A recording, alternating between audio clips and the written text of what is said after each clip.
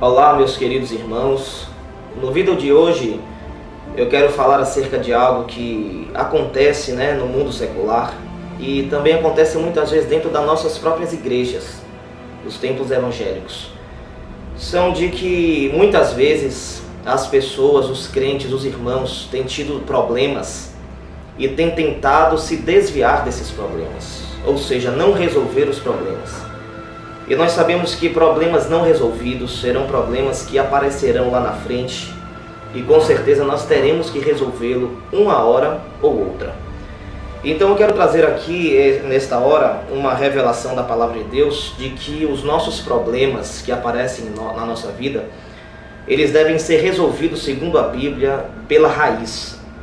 O problema tem que ser resolvido pela raiz e não superficialmente, porque senão esse problema nascerá novamente e voltará a nos dar problemas e prejuízos. Quando nós lemos a Bíblia e entendemos a história do profeta Eliseu, um homem de Deus, nós percebemos que um dia o profeta Eliseu chega em uma cidade.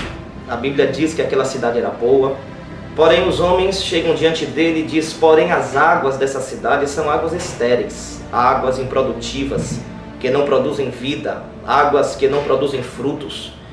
E a Bíblia diz que o profeta Eliseu, um homem de Deus, pega uma vasilha contendo sal, e com essa vasilha ele vai ao manancial, diz a Bíblia, e lança o sal no manancial.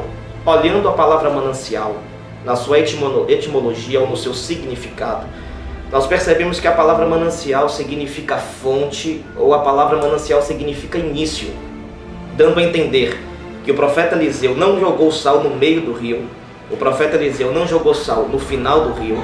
A Bíblia diz que ele foi ao manancial, ao início, à origem, à fonte, à raiz do problema. E indo à raiz do problema e lançando o sal lá, a Bíblia diz que aquelas águas se tornaram férteis, se tornaram produtivas. Quando nós lemos a Bíblia, quando Cristo estava lá na tempestade, o mar agitado e o vento soprando forte, a Bíblia diz que em primeiro lugar, Jesus, ele repreendeu o vento forte. Por quê? Porque vento forte fala de raiz do problema. Quem faz com que as ondas estejam altas é o vento forte que está soprando. Então Cristo, sabedor disso, em primeiro lugar ele vai à raiz do problema, que era o vento naquele momento, e depois repreende o mar.